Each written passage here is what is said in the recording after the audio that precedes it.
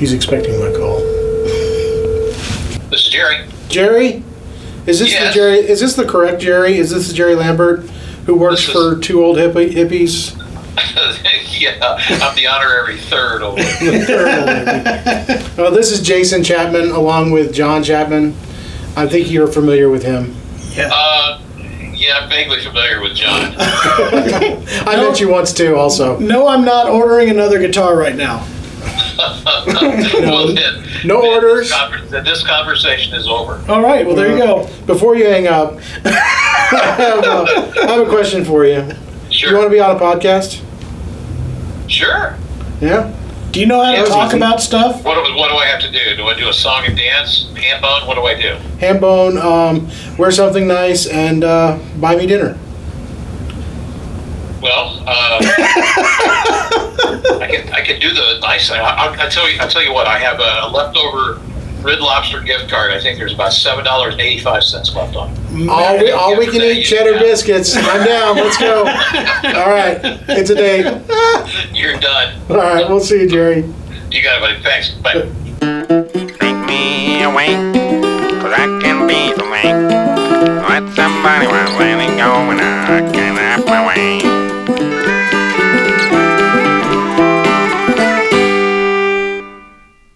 All right, we're back again. Another week of podcasting has happened. Is that what we're doing here? I thought we just Another week? Yeah. I thought when we have our conversations, we always have. Here to we are with microphone. another week podcast. This is the weakest podcast. No. We're excited about this week, but before that, Jeremy, what have you been doing? Growing a mustache. Yeah, that takes a lot of effort. Thank you. It's taking a lot of I have to keep putting protein in. I said this last week, I think, and I think it's true. I think you're growing hair slower. I think you're malnourished. You want to know what I like? I've been watching some of the comments on the YouTubes, and they're now bringing up the as like part of his, because he's made it such a facet of his life now. What I like is there's videos that came out. We don't release everything in order. Lives come before. Yeah, exactly. Well, edited videos. Well, and then also there's some things that get put ahead of priorities and time. Back and forth. Yeah. Release frames and product releases and all that. But we'll get something from months ago where Jeremy didn't have that awful monstrosity on his face, and they'll go, "What, did they pick on you enough to get rid of it?" Or this Be week, surprised how quick it grows back next week. I saw this week's video, which he was just getting it started, I think, and it's like, oh, I really like that, and then somebody else says, why don't you just go ahead and grow a beard? People don't understand. You got to be unique. Whatever. It's your choice. Work for Tom Selleck. Did it? Yeah. By the way, do we need to talk Different about time. the fact that his right now it's crooked? Yeah, my right one's a little lower than the left. Just turn your head a little bit. Lean. I think I was when I I think you got to shaved do it. it this way. There you He's go. sitting there. Now it's even. You got to get a level in there and just Guys, it's a little more maintenance than a beard. it's tough. Anyway, It we is. talked about that enough.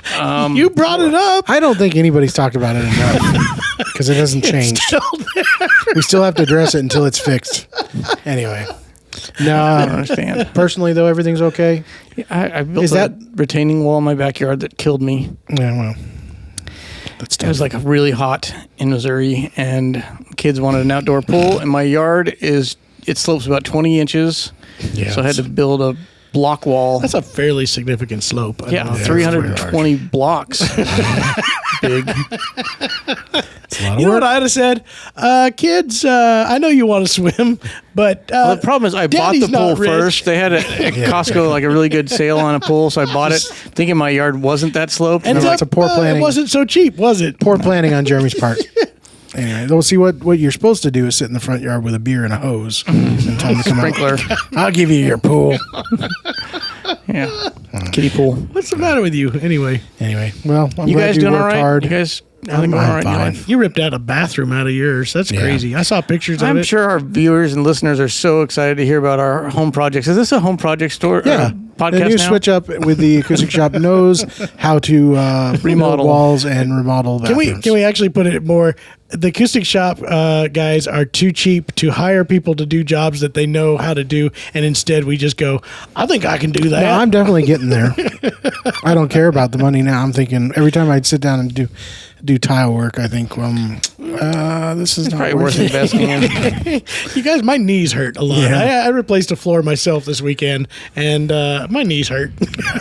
Counting every dollar every time I lay a tile. I think, Just waiting for this podcast to take off so we can exactly. just have That's what I'm here labor. for. So here's my real question. Are your wives like mine where they go, you can do that? And you're like, no, we should hire somebody. Said, that's too much money. You could do that.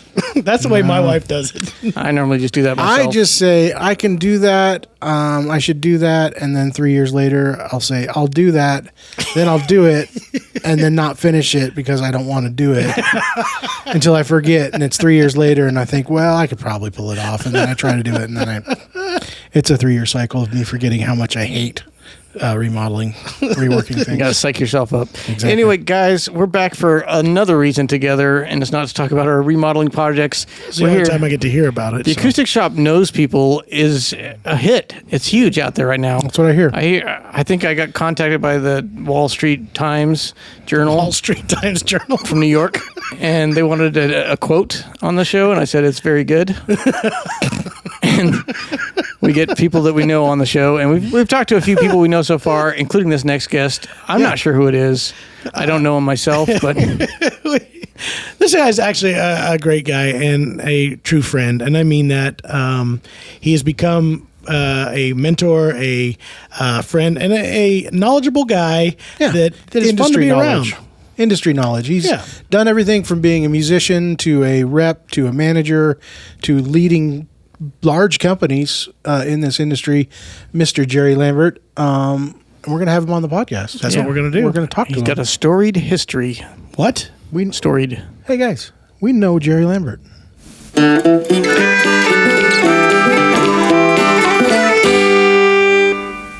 John, since he's your friend. Nobody else wants to talk to me? Is that what I mean? I got John, since he's your friend, please introduce him. Ladies and gentlemen, this guy has come into our lives over the last 4 or 5 years now, and somehow he has managed to not make me to a point where I don't want to discuss anything with him. I actually call him quite often, and he's become a really Probably good the other way friend. around, that he's the one that keeps taking your calls. Hey, that's my cross to bear. Exactly. This guy still takes my calls. Realistically, we've considered him a older brother, and by older I mean much. Much older brother. Much older brother. Wiser. I think it's wiser. It's a wise. You're like a great uncle. I'm a great brother. So. No, we're glad to have Jerry Lambert on the podcast today. Jerry has been in the music industry for eons, if not centuries. This guy has done a lot of things in the music industry, from being a musician to being a rep to being a salesman. A lot of different large brands in the industry he has been a part of, and a lot of experience, and actually been a great mentor for us in our business. So we wanted to talk to Jerry today and pick his brain about things. Jerry, what is your official title right now? I know you work for the Two Old Hippies company. What is your official title? My official title would be Director of Sales. Okay. Yeah, and that's not just nationwide. That's global. Oh, well, this guy is the global. Can you put that in the business card? Will that fit? Yeah. Let's go back in time. Can we Yes. rewind? Can we make a rewinding sound? Let's do it. That's gross. Jerry, how did you first pick up your first instrument? What was that catalyst to make you decide I want to play music? And what was that instrument? Well, it was guitar. It was the Beatles' first appearance on Ed Sullivan's show. I was 11 years old, and I never saw anything like it. My dad was a guitar player, so we always had guitar. In fact, he had an old L1 laying around, old Gibson L1, and that's what I started playing on. In fact, he showed me the first tunes that I ever learned, and the very first song I learned to play was "Bury Me Beneath the Willow." So, That's far from it was the the Beatles. Beatles. It was the Beatles that got me into it. So, did you have were you a long-haired hippie at that point with the mop haircut? And Oh, I had hair down to my waist at one point in time. It's interesting that one seminal appearance by the Beatles on Ed Sullivan was the catalyst to make the biggest boom in guitar history. I think that finally maybe got caught up with COVID was the second biggest boom. But Yeah. I know that, guitars were kind of a lot of music stores. That was kind of a side product to have. There was a lot of pianos and organs and that sort of thing. But the Beatles' appearance on there, all of a sudden the guitar became an instrument that every kid wanted to have.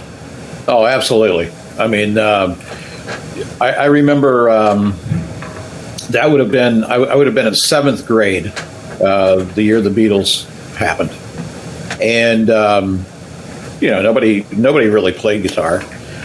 By the next year, everybody was in a band, and I was told at that point in time I should learn to play bass because it's the easiest. I agree with That's that, why, by the way. I think that's why Jason's a bass player. I just want to know why people were telling you this after your guitar experience. You might want to consider bass. It's really easier.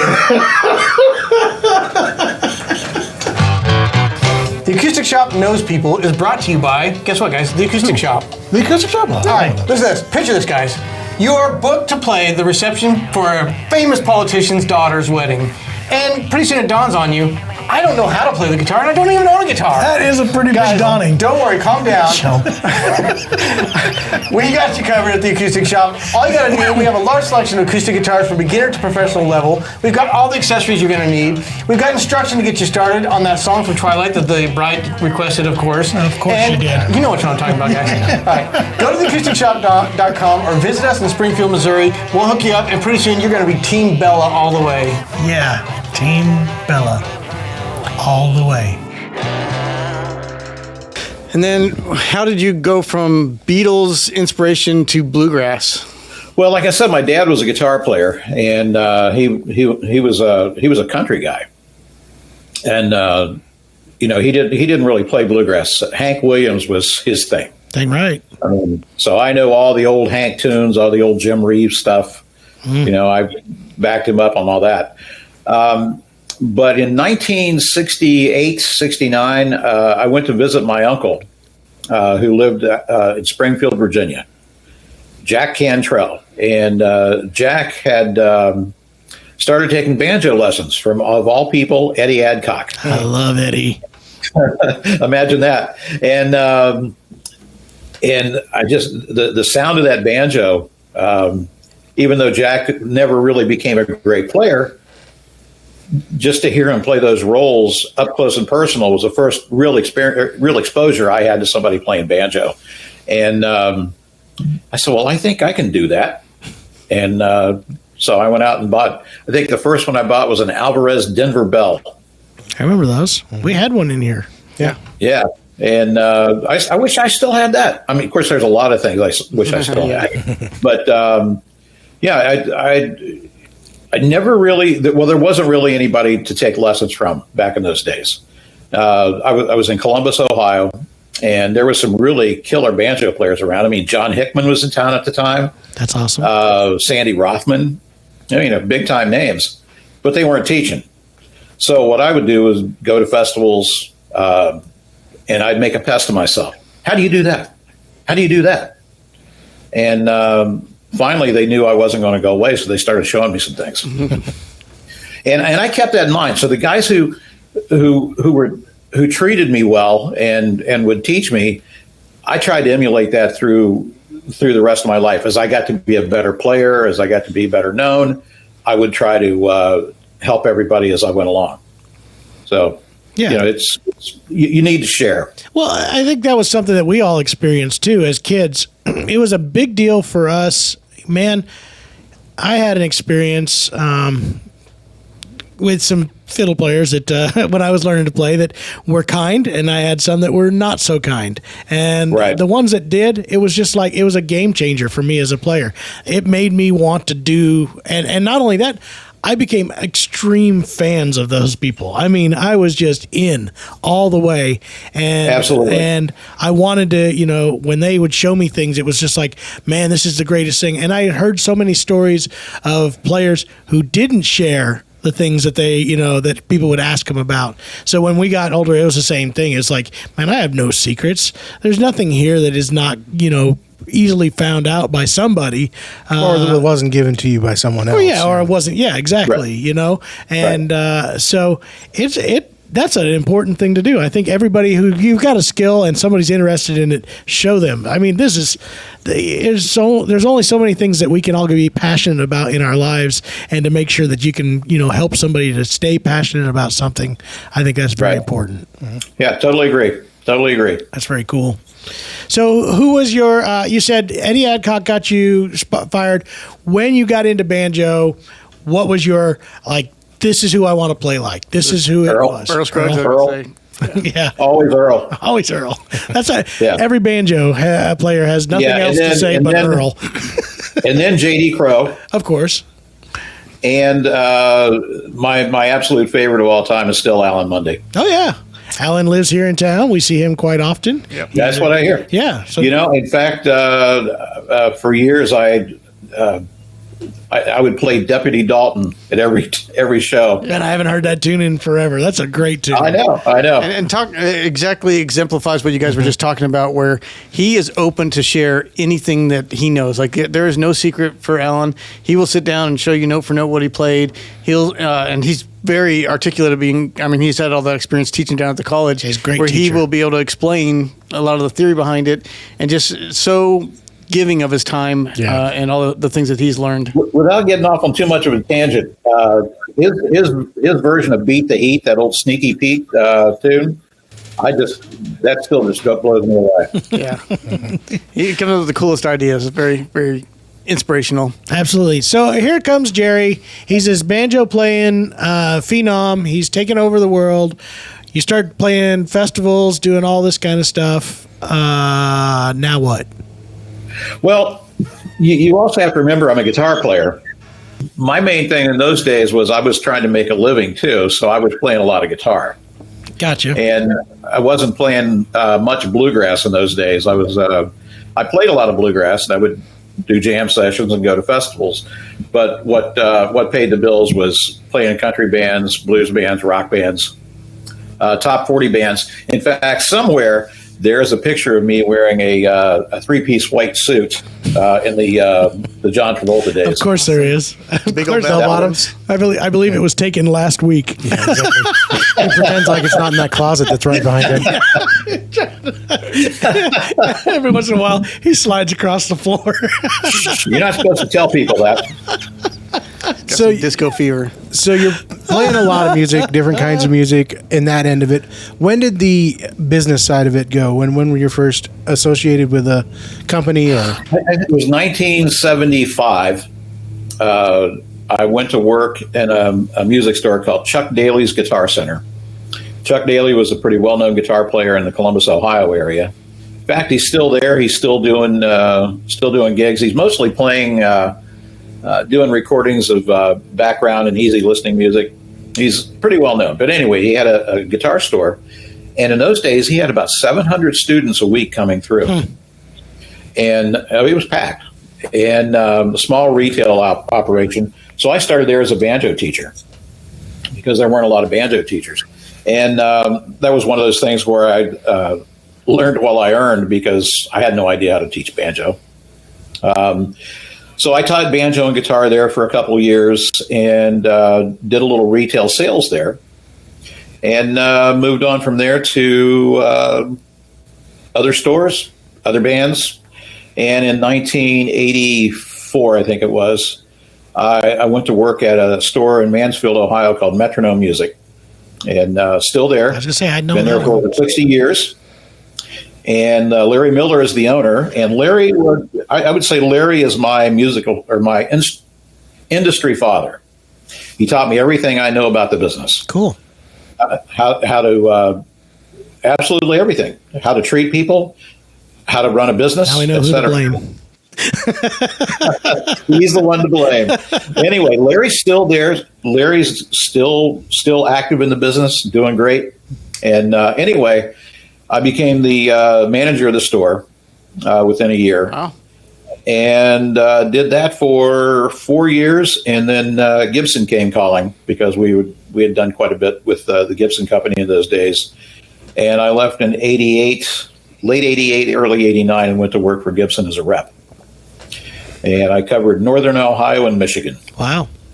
So I'm curious how much and I think it, in my limited experience, that the road rep experience has changed quite a bit from what it was in that period, where there's a lot more traveling reps that would go from store to store, bringing samples and, more of that style, where now it's a lot more taking orders. And it's funny. It's funny you mentioned that, because I was traveling with one of my reps your rep. I traveled with your rep. Yeah, by the way, I call up Jerry 4 days ago, and the first thing I can hear in the background is John Kluter's laugh, because he goes, "Are your ears burning?" And I just hear this Kluter laugh, and I just go, "All right, I got two of them on the phone at the same time, just what I needed."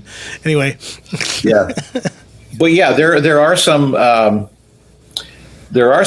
similarities.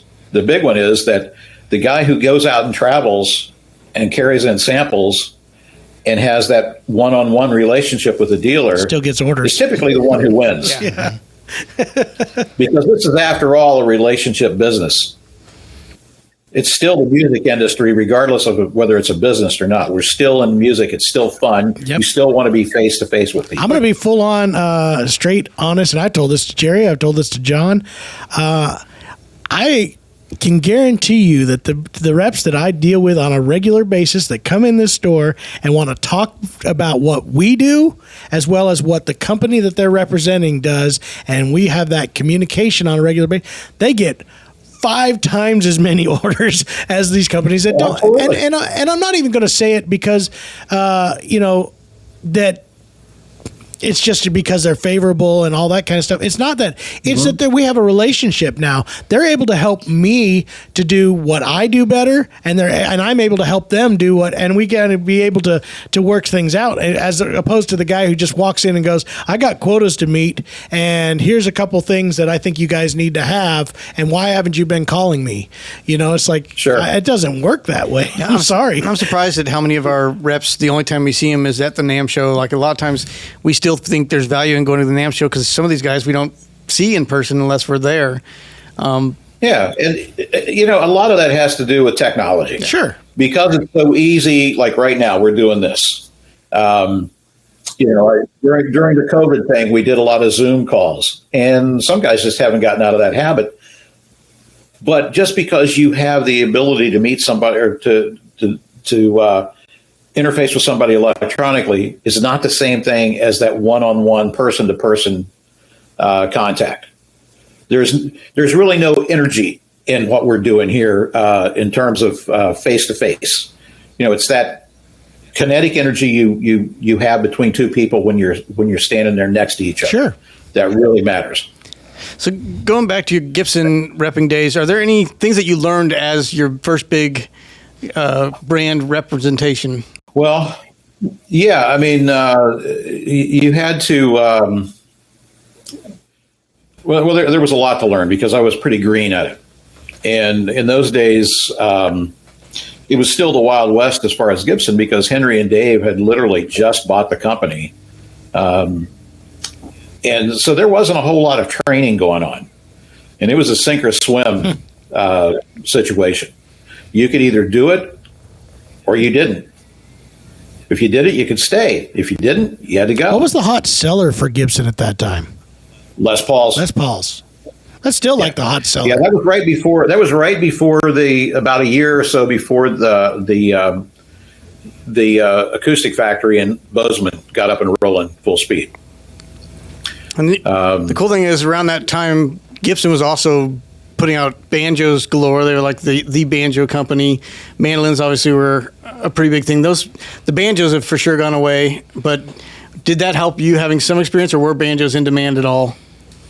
Yeah, they were. The banjo production was pretty low in those days. I was still, they were still doing flat iron banjos and mandolins at that time, because Steve Carlson had owned that factory for flat iron, and Gibson had bought it and started producing banjos and mandolins there, as well as guitars. That all helped, because I could speak the language. I could speak the language of acoustic guitars, because I was acoustic guitar player, bluegrass player, country player. I could speak, because I played blues, rock, you name it. I could speak the language of electric guitars, and because I was a banjo player, I could speak that language, even though I had to speak it a lot slower. Explain I it always twice. love when banjo players do their own banjo jokes, by the way. Yeah, it's kind of sad. It is kind of sad a little bit. Well, you know what the banjo player got on his IQ test, don't you? Go ahead. Drool. Drool. Of course. Yeah, I knew it. I knew that one.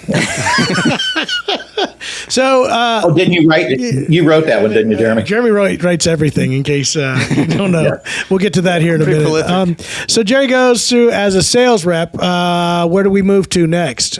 Well, I was with Gibson for several years, and then Ibanez came calling, and there was a territory open, and so I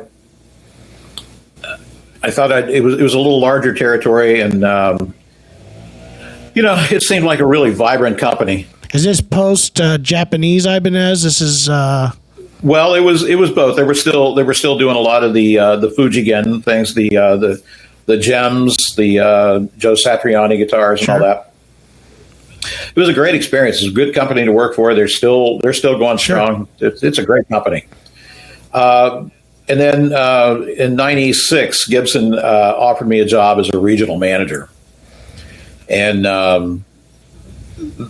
so I was kind of burnt out on the repping thing at that point in time. makes sense. It's a lot of work. And yeah, a lot of work. Plus, I wanted to see how I could do in helping manage other guys, and I did it well enough that the next thing I know, I was VP of sales at Gibson for 3 years. Wow.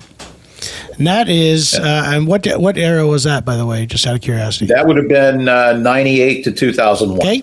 So at this point, I'm starting to see this is about the time period. Well, a little bit before that. It would have been before that is when I started working for the Old Town Pickin' Parlor and starting to deal with one of our mutual friends as a Gibson rep. Was he still a rep there, Larry Barnwell? Well, Larry actually left in 2000, 99, 2000, something like that, and went to work for Martin, just retired. Yeah, sure enough. Just retired from Martin last year. I had met Larry as a Gibson rep, and boy, I'm here to tell you, Larry never got more grief than the owner of the Old Town Pickin' Parlor, which is where I learned most of my stuff from there. And you were part of this, you knew the system, so you know what I'm saying is true. There was some ups and downs in the Gibson company at that particular time.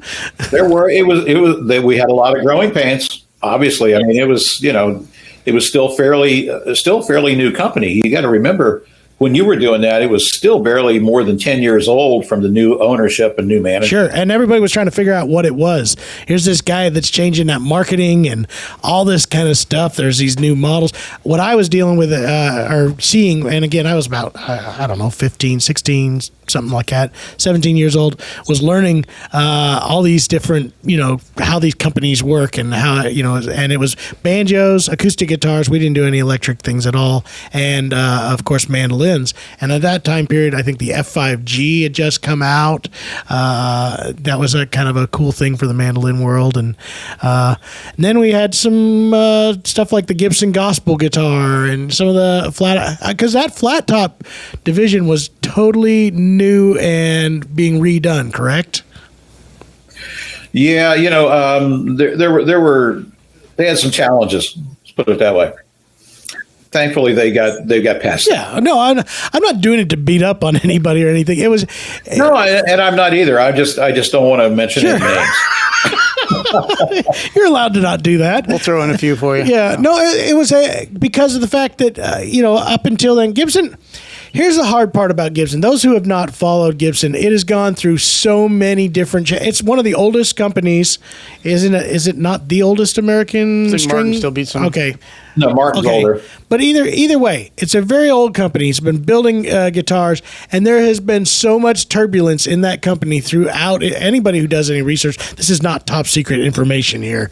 And when they get redone, even now, we got a whole new turbulent section of Gibson, and everybody who's following Gibson is going, all right, so this is kind of par for the course. Anybody who's been in the business for any period of time knows this is going to have these cycles of weirdness that happens, and companies bringing in new presidents and CEOs and trying to figure out how to do. I think that's any company, though, honestly. That's yeah, absolutely any company. That's not unique to No, Gibson, even for Martin sure. right now, even though they've moved on to a new CEO, most things are still the same. They're still trying to figure out how this transition. And you got Chris Martin, who's still sticking around and doing stuff. And it's an interesting time, for all of those companies as people move on. And I assume, we've only been in business 10 years now, so we're only seeing a small bit of that. Yeah. I'm betting there's been many, many instances of this kind of stuff happening. I got a question. As the VP of sales for Gibson, can you explain their serialization system? They have this big wheel that they would spin. It's the hardest company in history to find what year this instrument was made, because and I think it's maybe with every new owner they just decided we're going to change the entire serialization Start over. system. Reset. Come up with a new number out of a hat. Buy the book. Just buy the book and trace the serial number But that even way. if you have the book, you still have a large chance of failing. It's like if it has this logo, then it might be from this year, and then you track the serial number this way. But if it's using the other logo with a red label, it's just the way things happen. I get it. just after 100 years, you think they'd figure out a system. Just put them in sequence or something.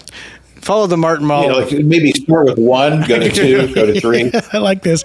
I like, here's another fun era. While you were there, I know that you were working with another very, very colorful character by the name of Greg Rich, who was part of the Gibson Custom Shop. He was doing banjos, but was he running Gibson Custom Shop or just? Yeah, he was basically the custom shop.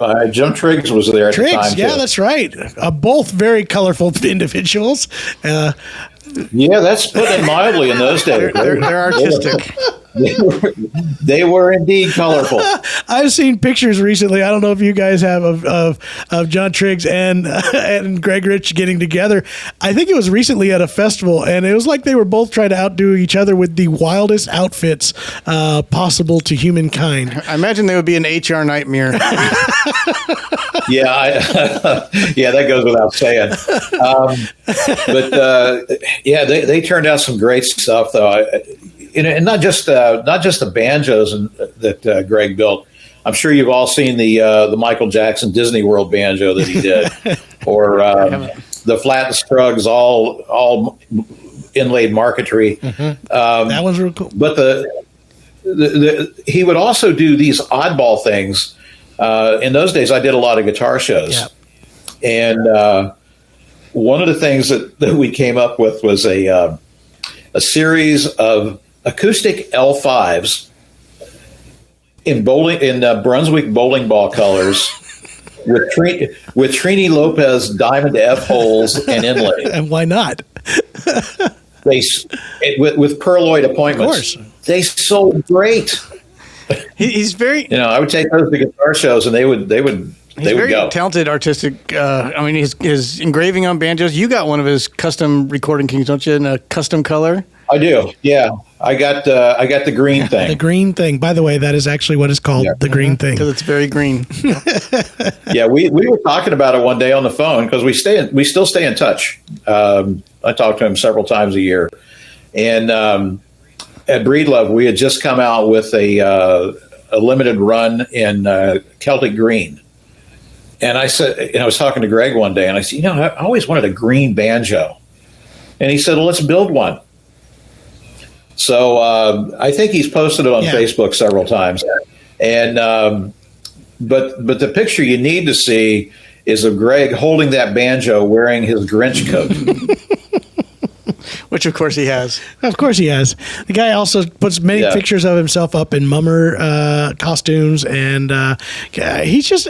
I also saw he recently put up a post of collections of a lot of his Gibson custom stuff. There was a lot of Les Pauls. Some of it had some of that 80s, 90s decoration artwork that was really popular in bachelor pads throughout the early 90s. Very unique. He just keeps coming up with crazy stuff. I just, like you said, I don't know how anybody tames him enough to get, but he comes up with great ideas, and he still does, and goes at them. And what's I think amazing about him also is it's not, he's a custom shop kind of guy, but he also does most all of that custom work. I was talking to somebody, in his current job that was like, he's building those new banjos, and they have that glitter binding that goes down through there. And he says, you go in the office, and it just reeks of super glue fumes, because he's sitting there making that glitter binding that they would make for those old style 6 banjos. Yeah. And he's just making it at his desk, just out of nowhere, His engraving is second to none. I mean, the stuff, he is so good at it that he can have a conversation with you while he's doing it. It's crazy. And look at you while he's doing it. That's wild. Talk about muscle memory. Now we're in this Gibson world, head of sales. Now what? Well, when I left Gibson, I went to Korg for a couple years, and that was during 9/11, and we were inside the Beltway, and we decided we wanted to move back to Ohio, which we did. And then a friend of mine who had actually hired me at Gibson had gone to work for U.S. Music as the VP of sales for Washburn. And he needed help. So I went to work there, and I stayed there forever. It was a They quit paying him, but he just kept hanging around. George Costanza. They looked around. I was still there, and they said, well, maybe, the guy can't handle a broom. Let's put him out on the road. So actually, I stayed there through 2017, even after the acquisition by KMC. And, I had a great time. And I decided I was retired. My wife was a school teacher, and she was retiring. So I thought, well, we're both going to do this.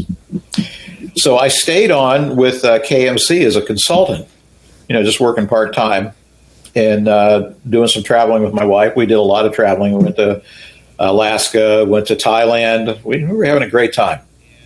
And I was doing some stuff with both KMC and Supro, and I was at the NAMM show.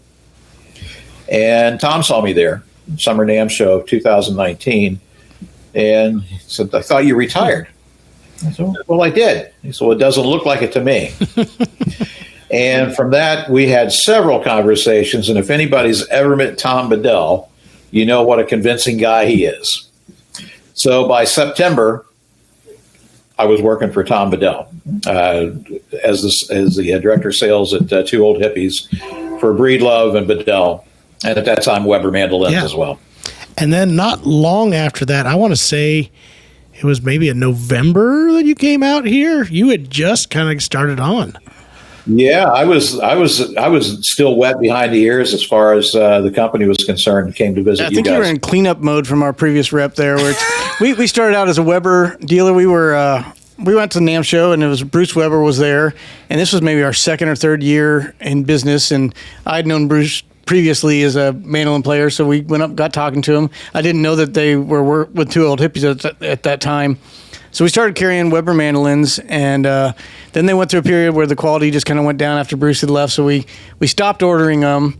And then we went to another NAMM show, and they had a new rep there, and he was quite the salesperson that was just very, very energetic. We're not naming names, by the way. We're being careful here. By the way, I have no comments. By the way, just made a stop in at the store. By the way, he is now a VP of another company, which is actually pretty cool to hear. We'll just say that we had a lot of things on order that weren't actually written down, so you had to come in and clean that up, and that was kind of our first introduction to you and John, was just kind of figuring out what we had ordered, and then that's also when we discovered Bedell Guitars and brought those into the store, and man, they've been a hit.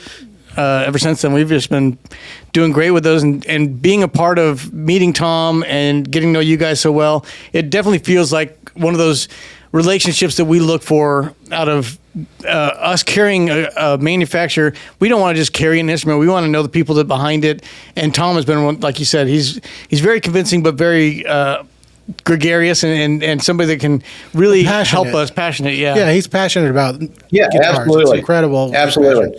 He's the most involved CEO I've ever worked with. That's the key. Not just by tinkering with things. I mean, he's literally involved. He knows everything that's going on.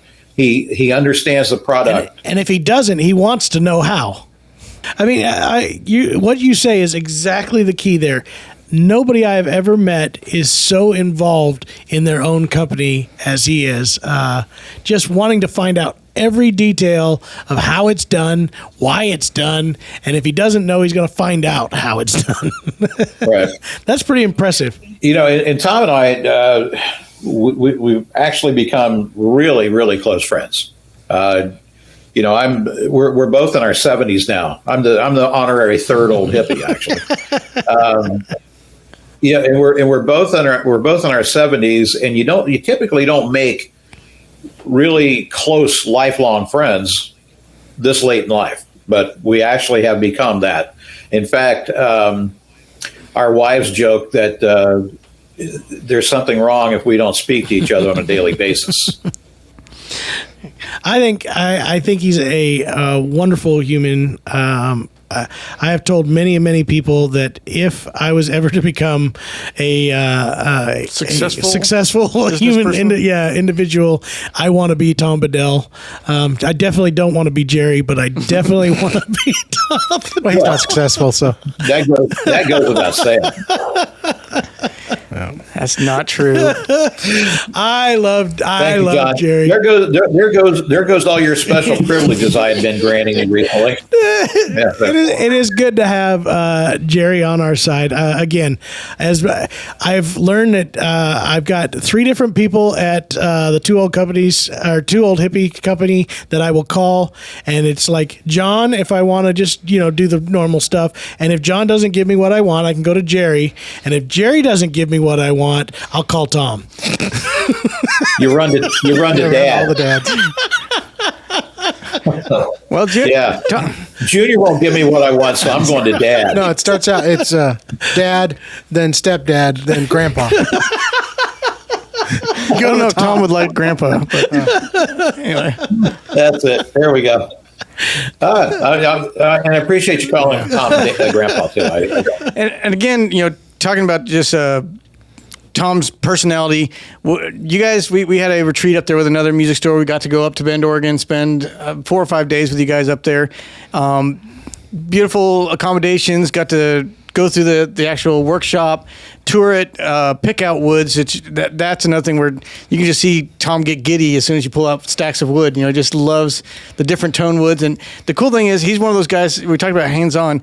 He will fly to a forest to pick out a tree that he wants. Like he'll fly there and research where's this coming from. And we've talked a lot about the sustainability that Tom inspired with us, but also his plan with Bedell and Breedlove. But the interesting thing is it goes, I was in a boat down the Amazon River and going back into, poison darts flying at my head, and walk out into the woods and I hugged this tree and that was the one. I don't think it quite went that way. That's the thing. We our guiding philosophy is that we finally have gotten to that point, is that everything we do is sustainably harvested. We don't do any clear-cut woods. Everything has to be FSC certified. And in order to make sure that is all true, Tom has actually been to every single one of the forests where we source our wood.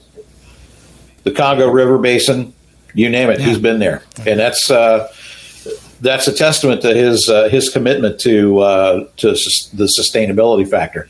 And the sustainability thing is one thing. It doesn't mean anything if the guitars don't sound great. Of course. But they all sound great. Especially now, I love the fact that this entire company keeps growing in a way that they keep striving for more. There's so many companies that we deal with that are kind of like, this is what we do. This is our sound. This is what we want to be at. And that's fine. Again, I'm not saying that's bad. Consistency is a thing that we all strive for. But I love seeing people, companies, and personally, I love watching a person who's striving to make themselves an even better, person, better company, better product. That is, to me, the most exciting thing to see, especially as you're part of that program. And I love the fact that you two, you three, John, you and Tom, have always put us in part of that conversation of how can we be a better team? How can we do this thing and work together? Well, exactly. And honestly, like you mentioned, John Cooter, who's one of the better reps in the country for any product line, let alone the music industry. He understands what any good rep, any good manager, any good executive understands, and that is that you are part of our team. We're part of your team. It's got to be a mutual partnership, or it doesn't work, and that's what we try to foster. It's true.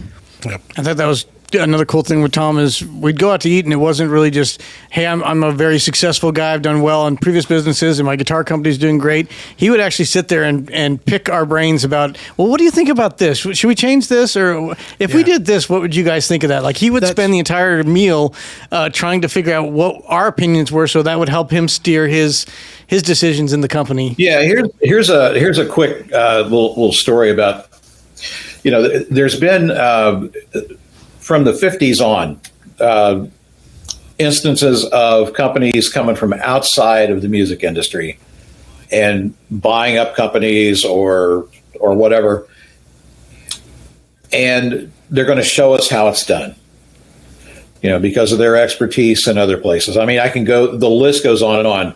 The most glaring one would be CBS buying Fender. That makes all the sense in the world, right? So, by and large, those have all been dismal failures, or at the very, very least, marginal success. When Tom came into the business, he had a very successful fishing business.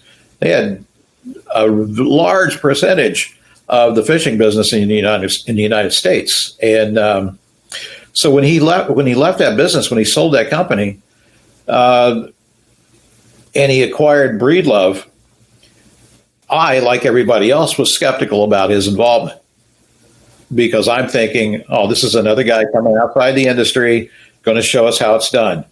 Little did I know about Tom, though, is he actually had a passion for learning the industry from the bottom up. And that speaks really, really well of his ethics, his attitudes towards business, and more importantly, his attitudes towards our customers. I agree. For those who don't know, and it's funny to me that he doesn't bring this up quite often. Tom was part of the Berkeley Fishing Company, and started that with his dad, and it became like one of the largest fishing companies in the world. They had so many brands within them, and it's funny in talking with him.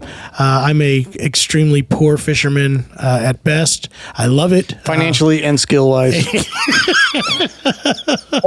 Both, but this is a guy who had his life dedicated towards that, and nowadays all he wants to talk about is guitars. This is it. This is what we talk about when we get together. You'd think that we'd be talking about his past history, and no, he wants to talk about guitars, and that's awesome. Yeah, Jerry, I'm curious, what is next for you? I know you had kind of an original agreement with Tom that you'd come back for a couple years and work with the company. What does your future look like? Are you still looking towards retirement? Well, yeah, eventually. Someday. I failed at it the first time around. And has your tenure been extended with Tom?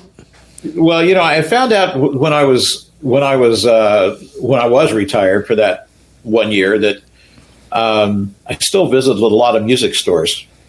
Now I visit music stores and get paid for it. So, Might as well take that.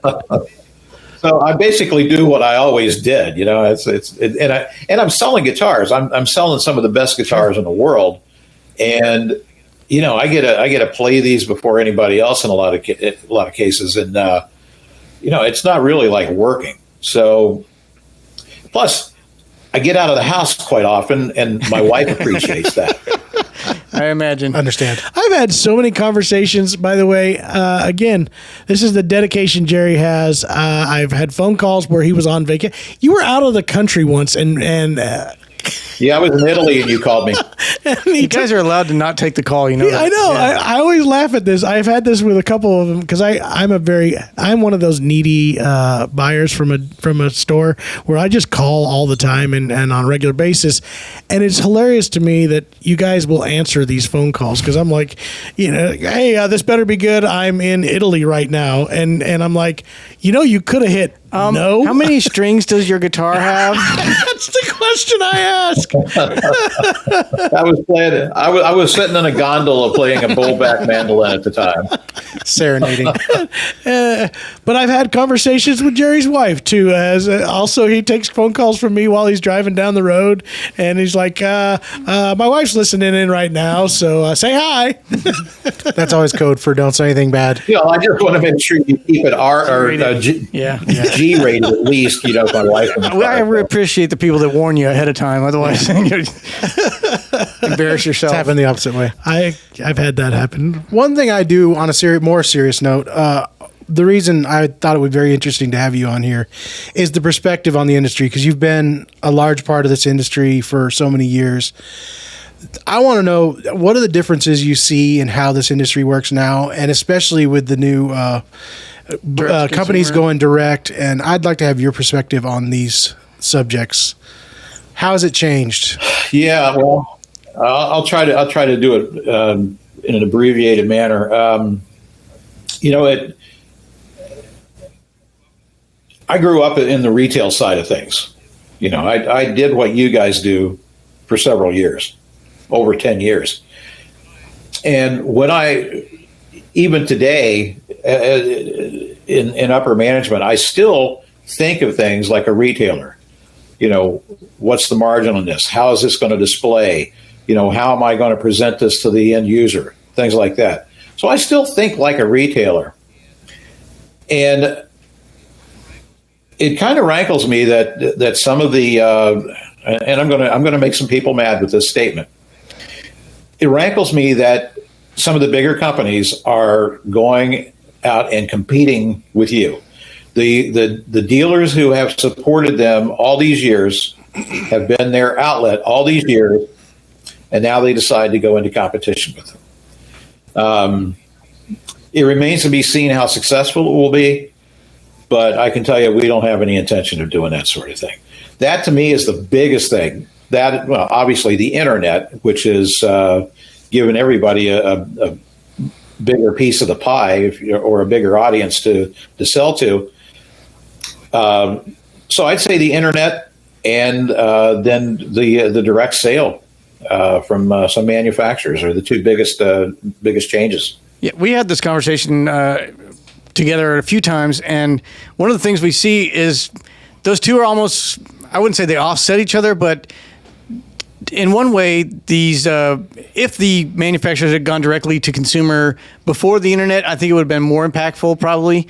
Now it's almost like another major Sweetwater or Guitar Center opened up, and they still have that internet presence that they're going to be competing with. So I'm not sure. It is going to have some effect, but I'm not sure how much more effect it would than a very successful Sweetwater coming up and competing with us. I take it a little bit different than that, in that I think for some stores it's going to make all the difference in the world. You know, for quite a few, and it's just going to depend on how you're able to be nimble enough, or want to change, or want to move. And you know this as well as I do, Jerry. You've seen this industry go through a lot of changes, and we're at thirds and fourth generations of some of these stores, of different ones, and I think we're at a time period right now where a lot of these stores are starting to move to, folks between my age and your age that are starting to think retirement, and is it time for us to move on? Is it time to do something different?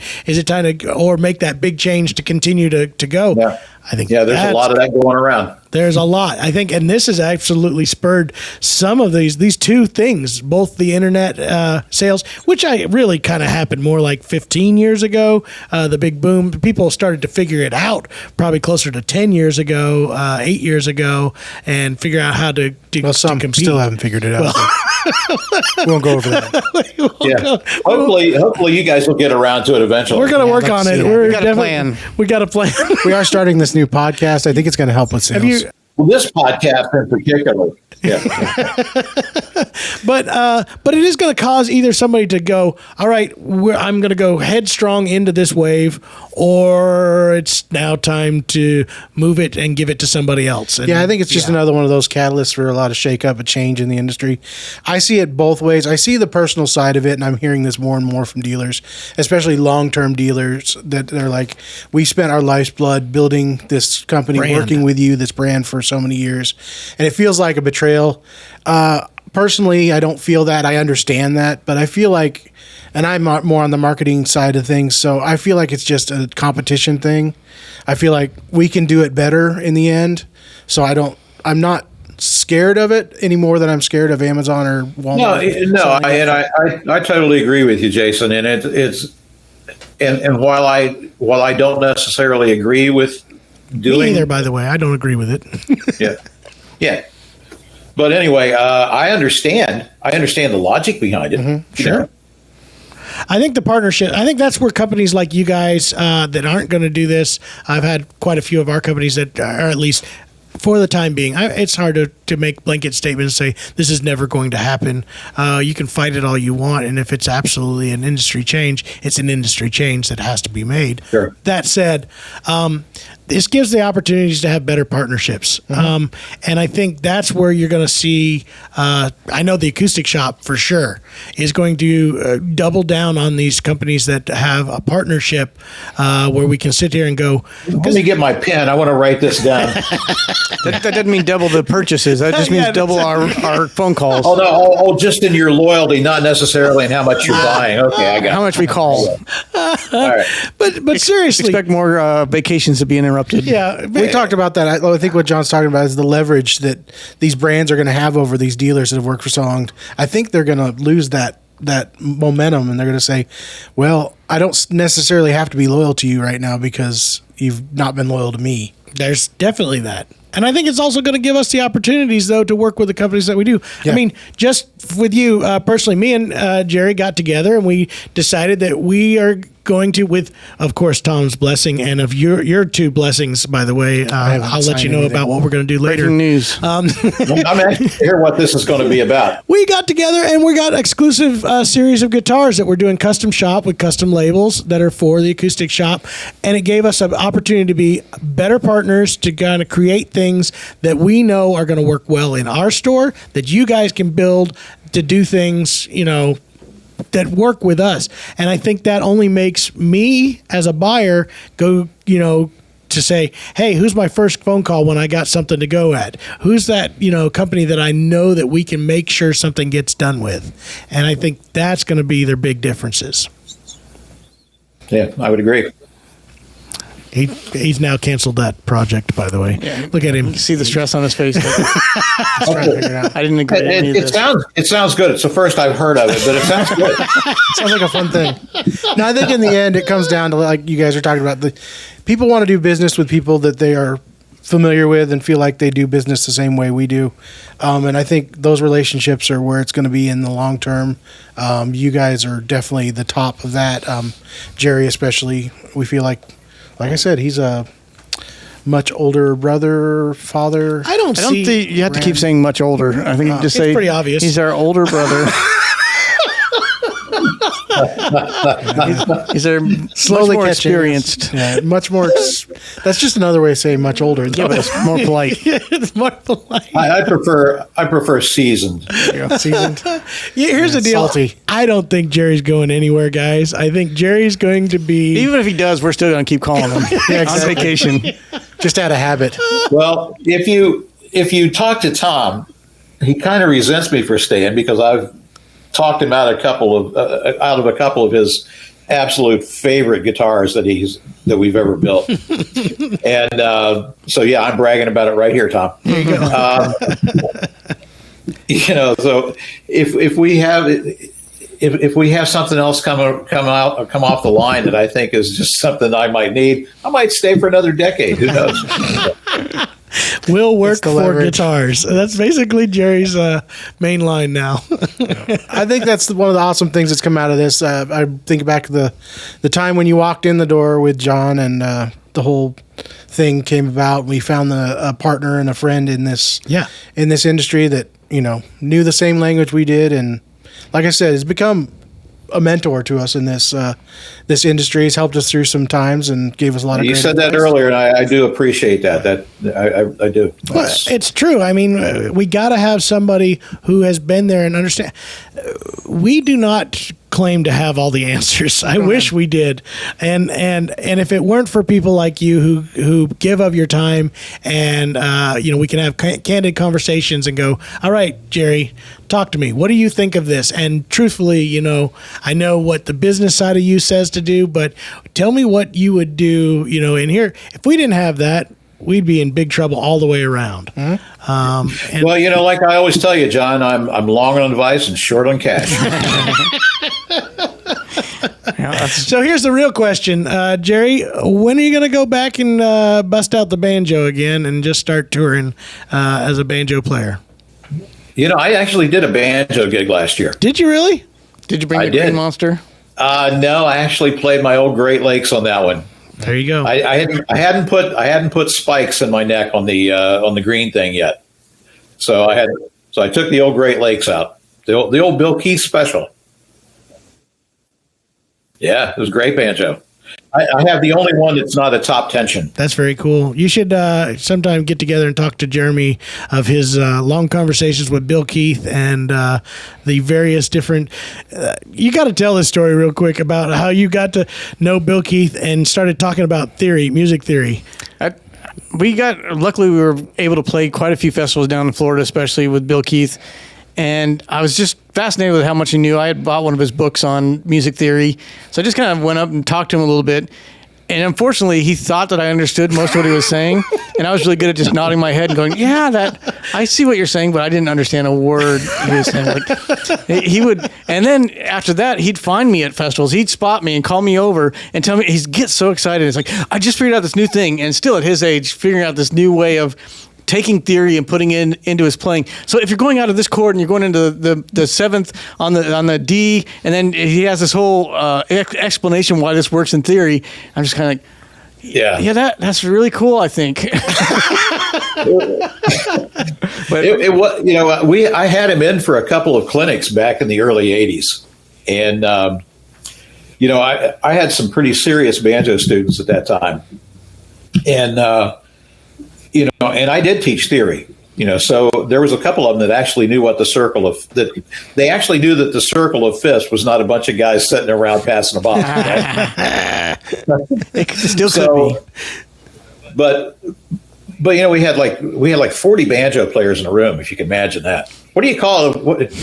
If it's a gaggle of geese, what are a bunch of banjo players? But anyway, a hell of banjos. A hell of banjos. That's what they call it.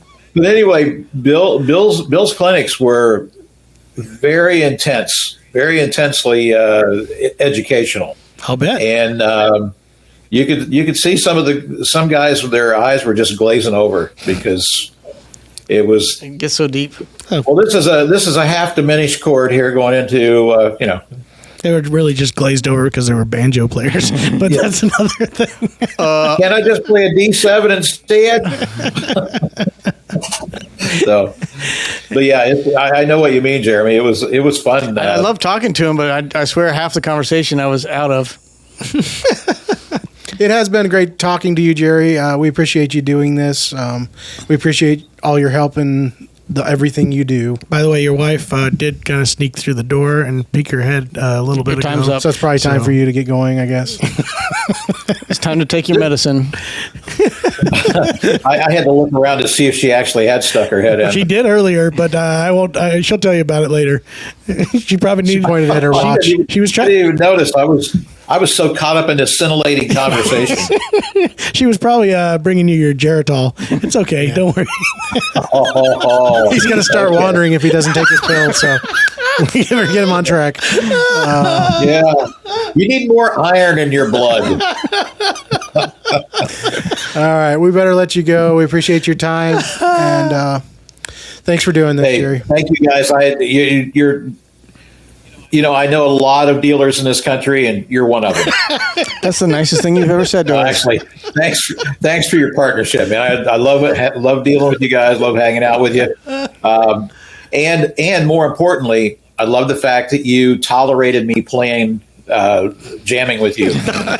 We always have fun. Thoroughly enjoyed it. You know that it is a great friendship, and thank you so much, Jerry. You got it, guys. Take care. Thanks. We'll see ya.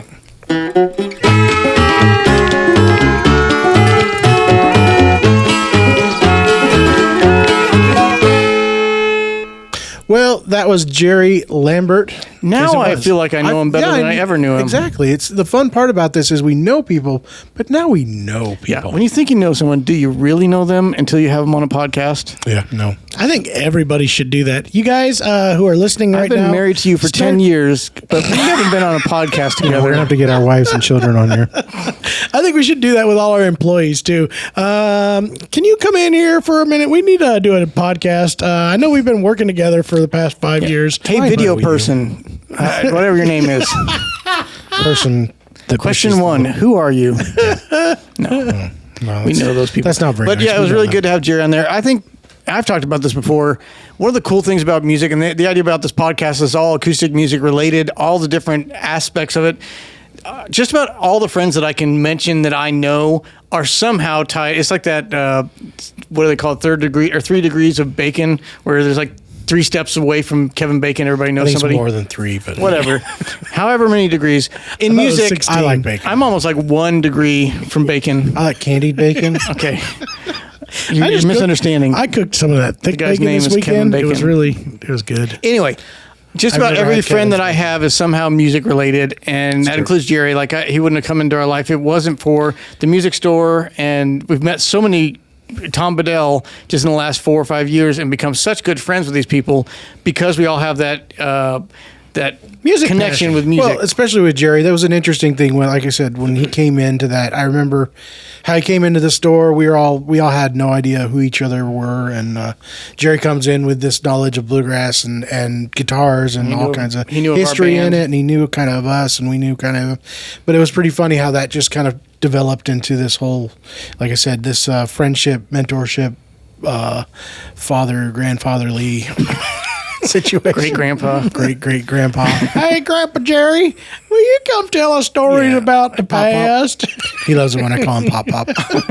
Anyway, it's been awesome to have Jerry in here, and the relationship we've had with the company he's currently with, Two Old Hippies, is one of the best and deepest relationships we've built with a company we work with. So Yeah, it's true. It's exciting. Absolutely. Jerry's a good dude, and I wish him all the same. I wish him to have a opportunity to retire at some point. Yeah, one day. No hurry. No hurry. I want him to stick want around. I get things done with that Again, guy. though, like he said, when you're doing what he's doing and loving what you're doing, and he's at a company where he's really happy right now, from what he tells us, it's pretty great. Yeah. I wouldn't want to retire, I don't think. I think I'll take his job when he leaves, though. I'm going to go for that one. More power to Good you. riddance.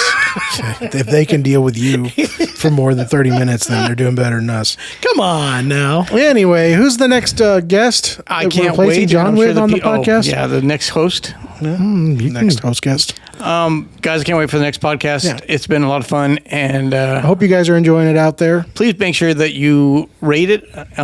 Wherever you're listening, make sure you give it like 10 stars if possible, more. 20. And Do also your share it with somebody reviews, else. Share it with people. We're building this thing. It's going to be a behemoth. Yeah.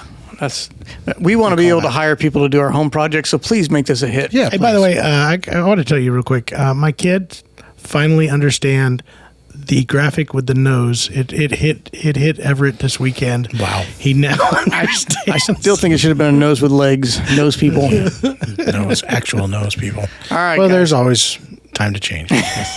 Anyway, thanks guys for listening this week. We will be back next week for another Acoustic Shoppe Note. Take two. Excuse me. The Acoustic Can you feel the Shoppe left side of your face? Knows. My nose itches. Are you having a stroke? Maybe. Anyway, the Acoustic Shoppe Knows People. We'll be back next week. The Acoustic Shoppe Knows People. Handmade by Trent Pruitt, Hinkley Hinkleston, and Jason Chapman for the Acoustic Shoppe. Theme song written and performed by Ofer Koren. And please remember to rate and review us on Apple Podcasts, Spotify, or wherever you get your podcasts.